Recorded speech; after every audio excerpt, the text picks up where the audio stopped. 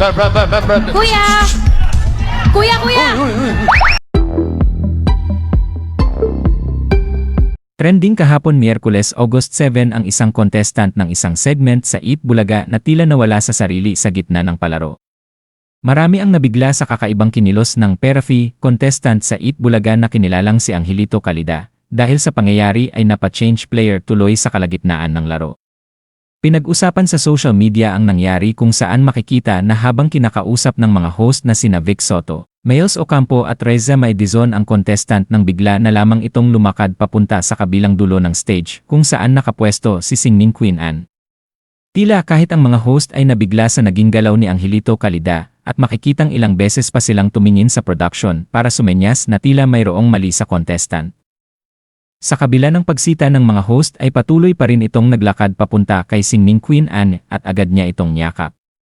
Mabilis namang lumapit si Bossing Vic kasama si Miles Ocampo pati na ang floor director sa contestant upang pigilan at kamustahin ito. Sinamahan ng mga host ang contestant na bumalik sa kanilang orihinal na pwesto at tinanong kung siya ba ay ninenerbiyos. Dahil sa kalagayan ni Angelito Calida ay nagdesisyon si Bossing na huwag nang paglaruin ang contestant at agad itong ipatingin sa mga medic.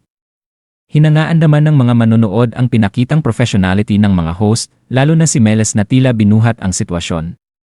Kumalat naman ang ilang teorya tungkol sa nasabing contestant at ang ilan ay sinabi na maaring sobra lamang ang nerbiyos ni Kuya kaya't nawala ito sa sarili.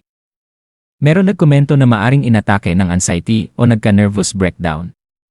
Pero ayon sa isang doktor na nakapanood ng palabas kung i-describe ang nangyari kay Kuya ay disorientation, gayunman maaring sintomas ito ng isa pang mental health problems or disorder.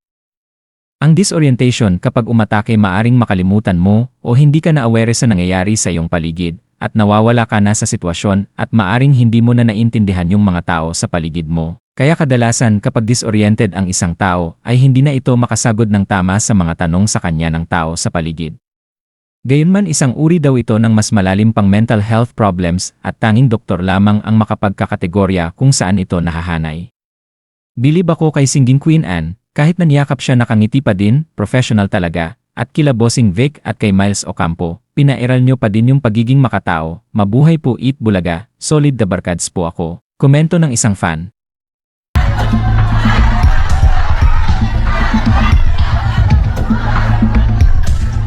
Uy! Brad. Kuya! Kuya! Dito tayo, kuya. Dito ka ba? Ito lang po. Hawak ko siya.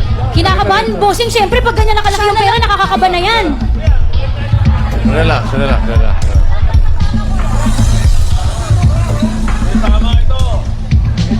Marshall.